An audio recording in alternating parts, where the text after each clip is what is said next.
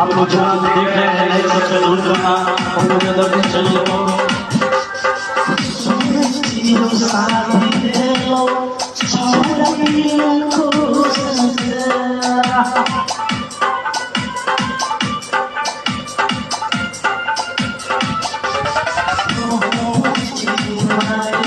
Oh